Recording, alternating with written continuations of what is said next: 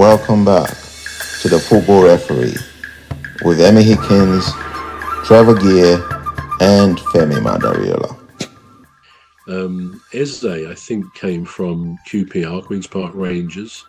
Wharton, he came from, again, my mind is, I've forgotten, but it might be Blackburn. But he's also got a brother who plays for that team as well. I think it was Blackburn he came from, but I might be wrong on that.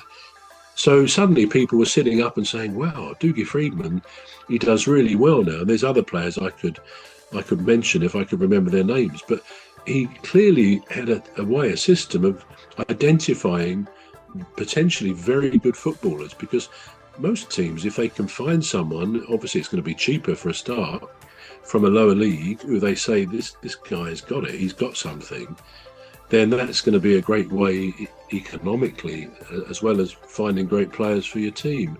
So Dougie Freedman was very good. And then, was it a year ago, perhaps a bit less, maybe early this calendar year, he left to go to Saudi for presumably a similar job, I imagine. Maybe a manager's job, I don't remember. But we lost him, and I'm sure he's been replaced. But it may be from within the team we have, because I've never seen any announcement that we've taken on a particular person. So in that sense, it's a shame, because we don't seem to have come up in the last few months anyway with a player they really got their eyes on. You read sometimes, they've got their eyes on this player for January, which may or may not be the case, but it's all very well just buying a player from a lower team. But if they're really going to sparkle, like Wharton, Eze and Elise, they've got to be something quite special. But the fact that Dougie Freedman and his team found those players, it says a lot for that system. You know, when it was first brought into teams, this idea of a director of football, a sporting director, I felt, well, it's kind of overriding the manager a bit. Surely it should be the manager who decides who he wants. Well, that's true to an extent, but I think there's much more acceptance now that most clubs, certainly in the top flight and probably all of the English league, do have an another person independent of the manager who will discuss it with the manager. He obviously is not going to get a player the manager doesn't want. And we all know, for example, with Palace, Glasner wanted Kamada, because he worked with him before, and he wanted Lacroix, the French chap, Max Lacroix, both of whom are very, very good players. I mean, interestingly, Kamada, I think he's Korean or Japanese, I can't remember.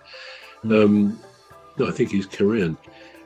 When he came in, for the first few months, he wasn't popular with the crowd. I mean, he was never booed. I'm glad to say, Palace, we don't boo any of our players, even if there's frustration.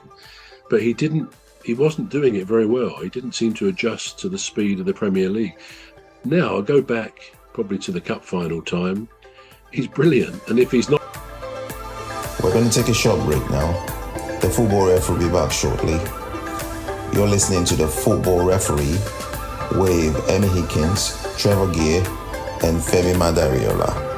The Football Referee will be back shortly. Please stay tuned.